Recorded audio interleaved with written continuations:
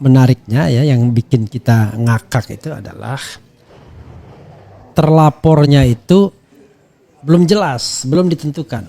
Memang pelapor menyebut inisial nama-nama dan lain sebagainya, tetapi secara ofisial ya tidak disebutkan ini loh terlapornya. Ini clear banget. Jadi LP itu ada pelapornya, tapi lucunya nggak ada terlapor. Sekali lagi ya, tidak ada nama terlapor. Jadi untuk para kuasa hukum yang kemarin sudah nyebut-nyebut nama, inisial dan sebagainya, hentikan tindakan-tindakan seperti itu tidak bagus ya untuk masyarakat. Karena ternyata tidak ada terlapornya. Nah, jadi kalau kedua adalah lokus dan tempusnya sudah jelas banget ya. Terjadi di Jakarta Selatan hari enggak ada Rabunya, tapi tanggal 26 Maret 2025. Udah, sepanjang tidak ada pertanyaan soal itu, ya nggak perlu kekuasaan. Maka ketika kebenaran soal ijazah menjadi kabur, kita tak hanya mempertanyakan pendidikan seorang presiden, tapi juga kejujuran rezim yang dibangunnya. Nah, dan yang lebih bahaya lagi dari ijazah palsu adalah negara yang menganggap publik bisa dibodohi tanpa batas. Nah, ini bukan sekedar soal dokumen, kawan-kawan, teman-teman semuanya, tapi soal dosa kekuasaan yang dibalut kepalsuan administratif. Nah, jadi apa yang ingin saya katakan ya, menariknya adalah saya umpamanya datang ke Polda Metro Jaya, saya bilang, lapor Pak, saya dihina, saya direndahkan martabat oleh martabatnya. Lalu sebagai penegak hukum saya tanya kepada pelapor, oke, Anda pelapornya sendiri? Ya, oke. Siapa yang menghina dan siapa yang merendahkan martabat Anda? Saya tidak tahu Pak. Bapak cari sendiri saja. Ini rekaman link videonya. Jadi Bapak cari sendiri. Nanti kalau Bapak dapat, ya tersangkakan saja. Masa kita melaporkan penghinaan terhadap diri kita, ya pengaduan, tapi tidak jelas siapa yang dilaporkan. Ini kan delik aduan. Masa delik aduan untuk membebani polisi, ya, untuk siapa yang bakal dijadikan terlapor? Harusnya kan, ya namanya delik aduan, bro, ya, namanya delik aduan, ya yang diadukan saja, yang diproses, yang tidak diadukan ya tidak diproses. Nah, tapi ini delik aduan plus delik umum digabung jadi satu, going together dengan memasukkan pasal 32 dan 34. Kan bukan begitu harusnya. Harusnya, Pak, saya sudah dihina dan difitnah. Kapan? Ya kan? Tanggal sekian, Pak. Jam berapa sekira? Ya, jam sekian kira-kira. Ya, sekira. Lalu siapa yang diduga melakukan perbuatan tersebut? Ya, sebutkan baru si A, si B, si C, si D. Bukan kemudian cara melapornya adalah saya lapor Pak, saya dihina, saya difitnah. Siapa Pak yang memfitnah dan menghina Anda? Saya tidak peduli Pak. Yang penting ini Bapak cari sendiri. Ini flash disknya. Ini ada 24 link video. Kan nggak begitu. rasanya nggak begitu. Maka dalam hal delik aduan ini ya harusnya ya terlapornya tidak boleh sembunyi-sembunyi siapa yang dilaporkan. Karena kalau misalnya yang dilaporkan benar Roy Suryo, tiba-tiba Roy Suryo dimintai klarifikasi yang akan menjebak dirinya sendiri, kan jadi tidak adil gitu. Jadi kan tidak adil, ya kan, benar nggak? Untungnya Roy Suryo cerdas misalnya, tapi yang misalnya Kurnia Trirayani yang sudah kepalang memberikan keterangan, masa dia memberikan keterangan yang akan menjebak dirinya sendiri? Kan tidak boleh begitu. Harusnya kalau memang ditersangkakan, tersangka dia jelas statusnya. Saya saksi, saya tersangka. Kalau saksi saya punya hak ingkar, ya kan? Kalau tersangka saya punya hak ingkar. Kalau saksi saya harus mengatakan apa yang saya lihat, saya dengar, ya, dan saya rasakan. Not more than that. Tapi kalau undangan klarifikasi begini seperti belanja masalah, ya, fakta boleh, opini juga boleh. Lalu tidak jelas siapa yang mau dilaporkan itu. Nah, di situ ya saya bilang tidak fair atau bilang ngakaknya ya. Walaupun sebenarnya tidak perlu untuk diketawain yang begini, karena begini hal yang sebenarnya praktek-praktek yang menurut saya tidak dalam tata kelola pemerintahan yang baik ya. Masa Jokowi datang mengadu bahwa dia sudah dicemarkan nama baiknya, tapi tidak jelas siapa yang mencemarkan. Kan kacau juga ya. Lalu dia sebut tempus delicti dan locus delictinya. Yaitu di Jakarta Selatan lokusnya, tempusnya itu tanggal 26 Maret 2025. Tapi tiba-tiba yang diserahkan itu adalah 24 link video. Ini kan juga kita bertanya-tanya. Apakah 24 link video itu untuk peristiwa yang sama tanggal sekian itu? Atau peristiwanya beda-beda? Kalau peristiwanya beda-beda, ngapain dipanggil? Dipanggil untuk locus delicti yang sudah spesifik di dalam surat undangan klarifikasi. Makanya Roy Suryo tidak mau jawab, Dr. Tifa tidak mau jawab karena dia tidak hadir dalam acara tanggal 26 Maret tersebut di Jakarta Selatan. Tapi Jakarta Selatan pun keliru juga. Kalau tidak salah Jakarta Pusat yang benar. Nah, peristiwanya juga seperti teka-teki.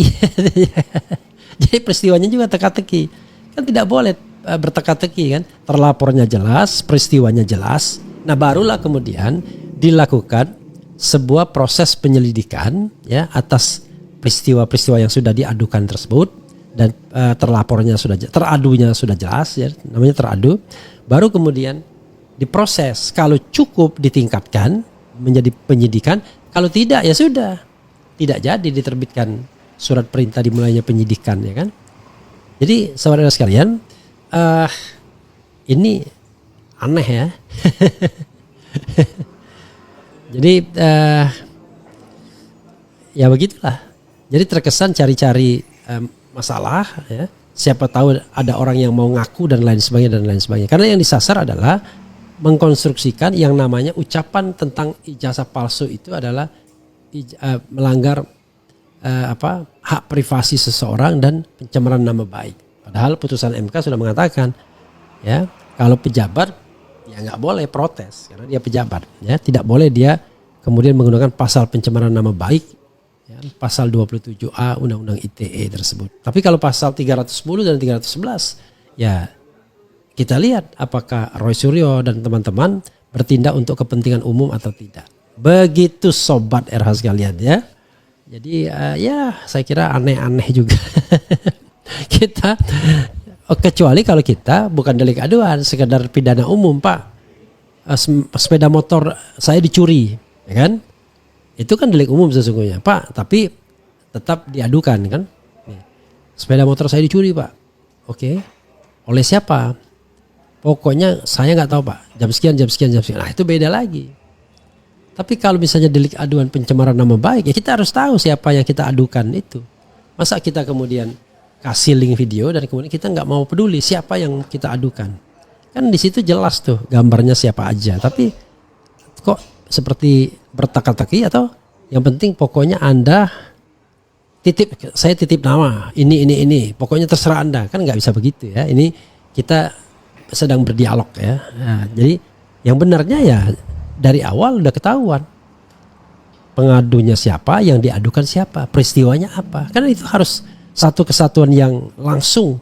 Tapi kalau misalnya yang diadukan atau dilaporkan itu nggak jelas orangnya, ya bagaimana mau diproses? Lalu orang yang diduga-duga itu tiba-tiba diminta undangan klarifikasi, ya diajukan pertanyaan yang bisa menjebak dirinya sendiri. Kan kacau jadinya. Begitu ya logika hukum saya sobat era sekalian ya. Oke. Satu Indonesia jadi tersangka kecuali buzzer. Ya mungkin angin malam yang dilaporin. Kemudian astagfirullahaladzim. Bukti otentik polisi gadungan. Oke. Kami sedang berjalan, itulah akibat dosa-dosa 10 tahun. Terlapor masih dalam tahap penyelidikan. Mudah-mudahan ikut namamu sebagai terlapor nanti. Refli untuk ditetapkan sebagai tersangka. Ini doksa. Gimana orang mau ditetapkan sebagai tersangka? Ya kan? Nggak jelas peristiwa. Jadi itu yang namanya kriminalisasi, cari-cari, ya kan? Itu ya. Mungkin pelapor masih menakar dulu sedalam apa pengetahuan saksi di bidang hukum dan sebesar apa nyali para saksi-saksi ini. Skripsi sudah tidak benar, lembar pengesahan, tanda tangan dan nama pembimbing alat yang digunakan. Mana bisa dapat ijazah? Civitas Akademika UGM harus buka terang benderang.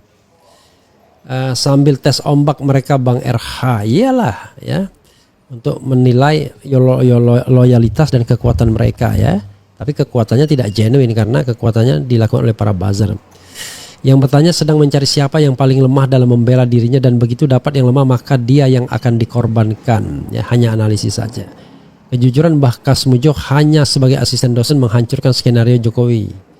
Lapor Pak, buzzer belum makan. Yang mana buzzer belum makan? Enggak tahu Pak, Bapak cari aja yang bacotnya paling gede. Itu biasanya buzzer kelaparan ya, enggak gitu juga ya. Salam terus Mamang RH dan tim TPWA, salam akal sehat.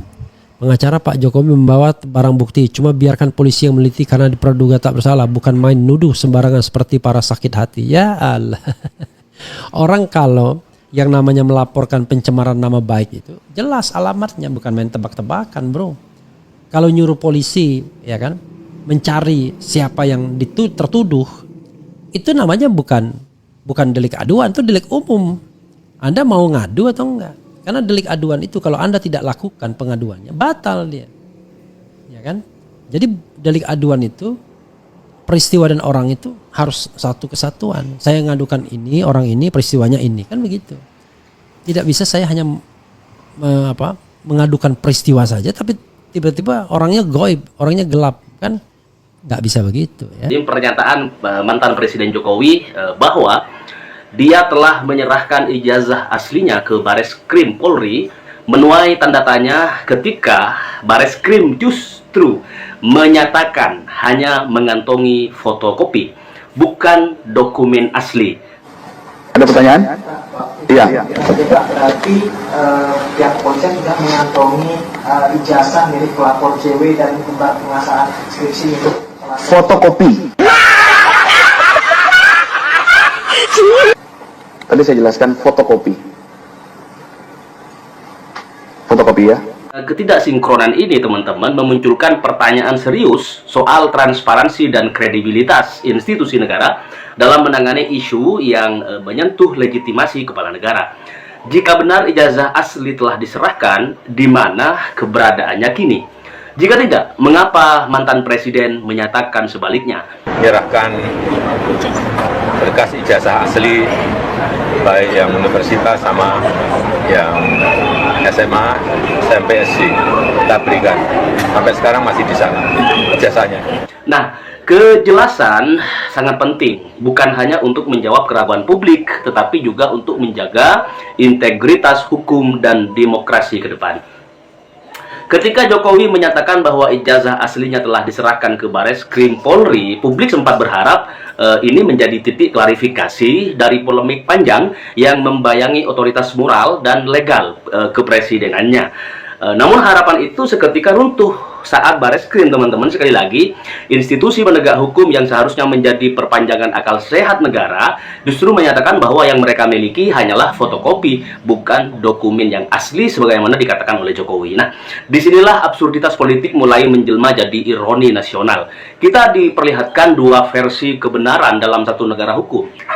Mantan presiden bicara satu hal, kemudian Bareskrim Polri bicara hal lain gitu. Nah, kalau ini negara hukum misalnya, lalu siapa yang bekerja? Kalau ini negara akal sehat, lalu akal siapa yang sedang dipertontonkan? Pertanyaan sederhana tapi konsekuensinya sangat radikal adalah siapa yang sedang berdusta? Presiden atau Bareskrim? Atau jangan-jangan keduanya sedang memainkan sandiwara administratif demi menjaga ilusi legalitas di tengah kegamangan legitimasi. Nah, dalam logika demokrasi, teman-teman, dokumen akademik bukan standar arsip ya. Ia adalah simbol nasionalitas kekuasaan. Pasarnya Jokowi seringkali berkata, Anda sebagai siapa untuk meminta menunjukkan ijazah? Kurang lebih seperti itu. Saya akan menjawab perkataan Anda. Bukankah kami adalah warga negara Indonesia? Kami adalah warga negara Indonesia yang memiliki hak demokrasi. Kami meminta untuk menunjukkan kepada kepala negara. Permintaan ini bolehkah dianggap makar? Dianggap menyebarkan informasi hoax? Berita bohong? Anda salah, saudara. Kami sebagai warga negara Indonesia yang memiliki hak demokrasi, kami layak untuk meminta kepada kepala negara untuk menunjukkan ijazahnya. Sebab kami rakyat masyarakat Indonesia, warga negara Indonesia lah yang membiayai kepala negara dan bawahannya. Sampai di sini Anda paham? Terima kasih.